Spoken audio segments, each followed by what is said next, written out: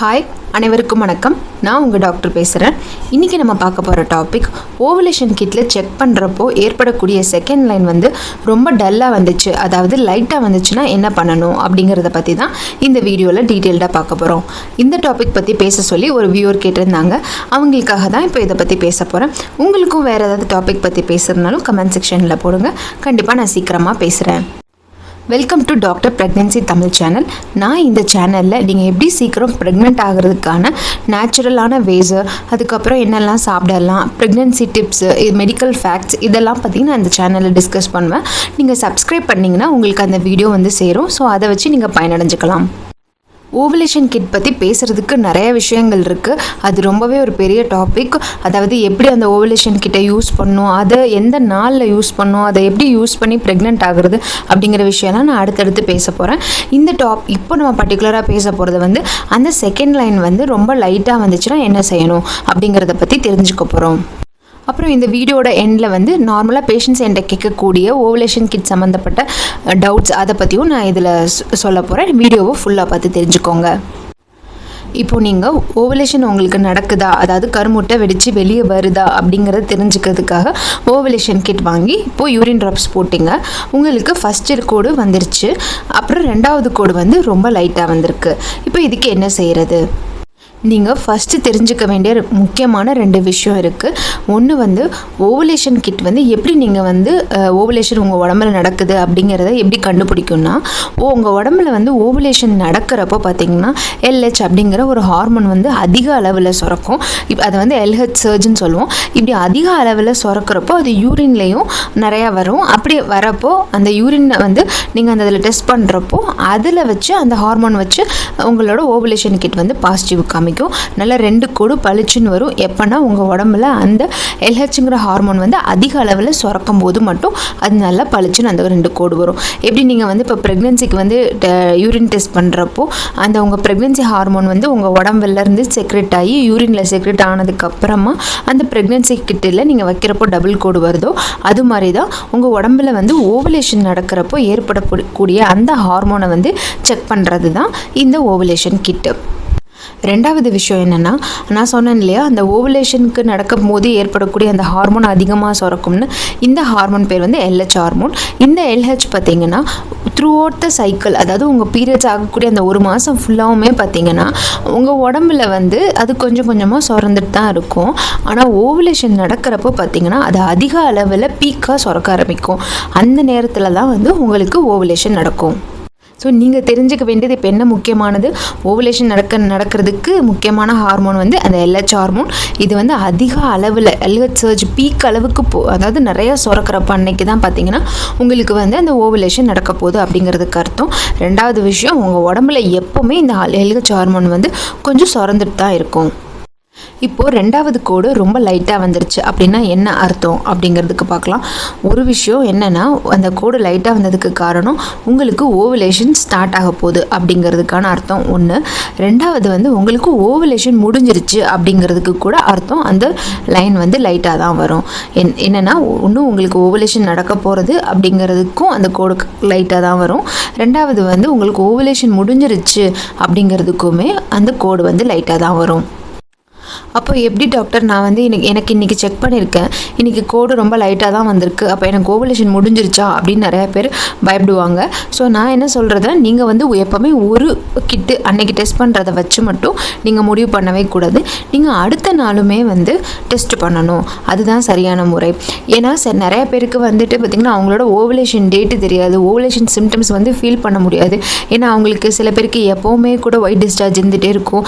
இதனால அவங்களுக்கு வந்து ஓவலேஷன் சிம்டமான அந்த ஒரு ஒயிட் டிஸ்சார்ஜ் வந்து அவங்களால டிஃப்ரென்ஷியேட் பண்ண முடியாது.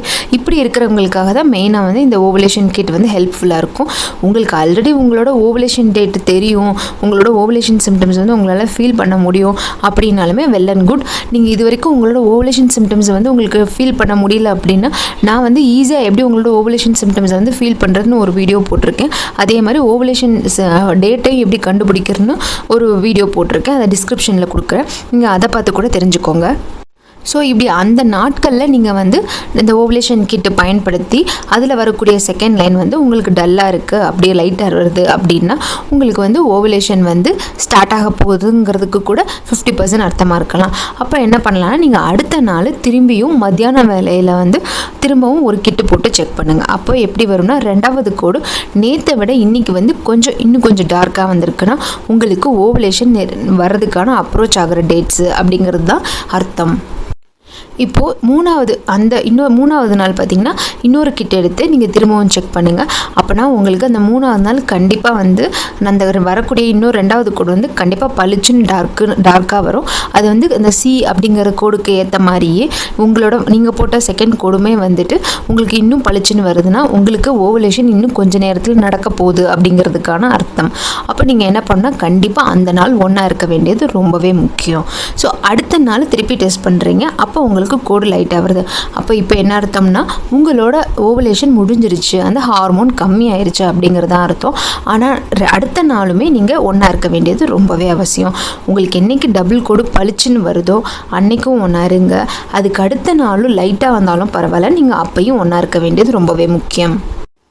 இப்போ நீங்கள் உங்களுக்கு ஒரு டைம் இன்றைக்கி செக் பண்ணுறப்போ கோடு லைட்டாக வந்துடுச்சு, நாளைக்கு செக் பண்ணுறப்போ திரும்பவும் கோடு ரொம்ப லைட்டாக வருதுன்னா அப்போனா உங்களுக்கு வந்து ஓவலேஷன் முடிஞ்சிருச்சுன்னு அர்த்தம். நீங்கள் ஓவலேஷன் டேட்டை மிஸ் பண்ணிவிட்டு அதுக்கப்புறமா ரொம்ப லேட்டாக செக் பண்ணிட்டீங்கன்னு தான் அர்த்தம். ஸோ நெக்ஸ்ட் டைம் வந்து நீங்கள் உங்கள் பீரியட் டேட் வச்சு அந்த ஓவலேஷன் நாட்கள் நடக்கக்கூடியதை வந்து கொஞ்சம் கரெக்டாக நீங்கள் கால்குலேட் பண்ணி அந்த நாட்களில் செக் பண்ணுறதுக்கு ட்ரை பண்ணுங்கள். அதுக்கு தான் நான் சொன்னேன் இல்லையா, ஒரு வீடியோ வந்து எப்படி ஓவலேஷன் டேட்டை வந்து கால்குலேட் பண்ணுறது அப்படிங்கிறத நான் வந்து ரொம்ப ஈஸியாகவே போட்டிருக்கேன். அதை வச்சு நீங்கள் கண்டுபிடிச்சிக்கலாம். ஸோ அந்த நாட்களில் திரும்பவும் செக் பண்ணி அப்போ கோரிலேட் பண்ணி நீங்கள் ஒன்றா இருந்தீங்கன்னா சீக்கிரமாக ப்ரெக்னென்ட் ஆயிடுவீங்க. நார்மலாக பேஷண்ட்ஸ் என்கிட்ட கேட்கக்கூடிய டவுட்ஸ் அதை பற்றி பார்க்கலாம்.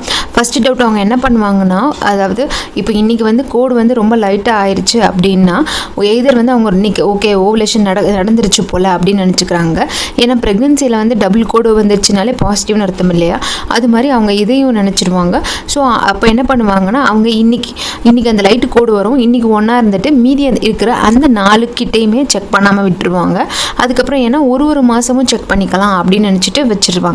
ஆக்சுவலாக இது வந்து ரொம்ப தவறான முறை. நீங்கள் வந்து இன்றைக்கி உங்களுக்கு லைட்டான கோடு வருதுன்னா நீங்கள் கண்டிப்பாக அடுத்த நாளும் செக் பண்ணணும். ஏன்னா அந்த லைட்டான கோடு இருந்தாலே அந்த ஹார்மோன் LHங்கிற ஹார்மோன் வந்து உங்கள் உடம்புல வந்து கொஞ்சம் எப்போவுமே சுரந்துட்டுருக்குன்னு சொன்னேன் இல்லையா, அது கொஞ்சம் அதிகமாக சுரந்துருக்கு, அவ்வளோதான். இது வந்து ஓவலேஷனுக்கான அப்ரோச்சாக கூட இருக்கலாம், இல்லை ஓவலேஷன் முடிஞ்சதுக்கான அப்ரோச்சாக கூட இருக்கலாம். அதனால நீங்கள் மாதத்தில் ஒரே ஒரு கிட்ட மட்டும் வச்சு செக் பண்ணி நீங்கள் அதை கன்க்ளூட் பண்ண முடியாது. அதனால நீங்கள் அடுத்த நாளும் திருப்பி செக் பண்ண வேண்டியது ரொம்பவே அவசியம். அப்புறம் 2வது டவுட் என்ன கேட்பாங்கன்னா, இப்போ வந்து நான் காலையில் செக் பண்ணும்போது ரொம்ப மங்கலான கோடாக இருந்துச்சு, அதாவது லைட்டான கோடாக இருந்தது. திருப்பி நான் சாயந்தரம் செக் பண்ணுறப்போ கொஞ்சம் அதை விட ஜாஸ்தி கொஞ்சம் பளிச்சு கலராக வந்துச்சு டாக்டர், அப்போ நான் என்ன பண்ணுறது அப்படின்னு கேட்பாங்க. இந்த ஓவலேஷன் பார்த்தீங்கன்னா எனி டைம் ஆஃப் த டே நடக்கலாம். அதாவது எந்த நாள் வேணால் நடக்கலாம், காலையில் நடக்கலாம், மத்தியானம் நடக்கலாம், சாயந்தரம் நடக்கலாம். ஸோ நீங்கள் இதை நினச்சி ஒரே நாளே 2 கிட்டெல்லாம் போட்டு பார்க்காதீங்க. உங்களுக்கு நீங்கள் மத்தியான வேலை டெய்லி மத்தியானம் ஒரு 2 மணி 3 மணி அந்த டைமிங்கில் பார்த்தீங்கன்னா ஒரே டைமிங்லேயே அடுத்தடுத்த நாள் செக் பண்ணுங்கள். அதை இப்படி தான் நாங்கள் எங்கள் கிட்டே வரக்கூடிய பேஷண்ட்ஸ் கிட்டலாம் சொல்லுவோம். நீங்கள் அந்த மாதிரி செக் பண்ணால் தான் உங்களுக்கு எந்த கன்ஃபியூஷனும் இருக்காது, நீங்கள் உங்களோட ஓவலேஷனையும் மிஸ் பண்ண மாட்டீங்க. ஏன்னா நீங்கள் இப்போ காலையில் செக் பண்ணிவிட்டு திருப்பி நைட்டு செக் பண்ணுறப்போ அடுத்த நாள் ஃபுல்லாக செக் பண்ணாமல் விட்டுறாங்க. அப்போ மேபி அவங்களுக்கு அந்த டயத்தில் தான் பீக் ஓவலேஷனே நடக்க வாய்ப்பு இருக்கும், ஆனால் அப்போ மிஸ் பண்ணிடுவாங்க. அதனால தான் என்ன சொல்கிறதுனா, நீங்கள் வந்து ஒரே நேரத்தில் இன்றைக்கி 2 o'clock செக் பண்ணுறீங்கன்னா நாளைக்கும் 2 o'clock செக் பண்ணுங்கன்னு சொல்கிறது. டேக் ஹோம் மெசேஜ் என்னென்னா, இப்போ உங்களுக்கு ஒரு கோடு ரொம்ப லைட்டாக வருதுன்னா நீங்கள் வந்து அடுத்த நாளும் கண்டிப்பாக செக் பண்ணுங்கள். நீங்கள் வாங்கியிருக்கிற அந்த கிட்டு மொத்தத்தையுமே அடுத்தடுத்த நாட்கள் செக் பண்ணுங்கள். அப்போ தான் உங்களுக்கு வந்து எந்த நாட்கள் வந்து ஓவலேஷன் நடக்க போகுது அப்படிங்கிறது தெரிய வரும். 2 கோடு ரொம்ப பளிச்சுன்னு டார்க்காக வருதுன்னா நீங்கள் அன்னைக்கு கண்டிப்பாக ஒன்றா இருக்கணும், அதுக்கு அடுத்த நாளும் கண்டிப்பாக ஒன்றா இருக்க வேண்டியது அவசியம். உங்களுக்கு இதில் ஏதாவது டவுட் இருந்தால் கமெண்ட் செக்ஷனில் போடுங்க. வேறு ஏதாவது டாபிக் பற்றி பேசுகிறதுனாலும் கமெண்ட் செக்ஷனில் போடுங்க. இந்த வீடியோ பார்த்ததுக்கு நன்றி.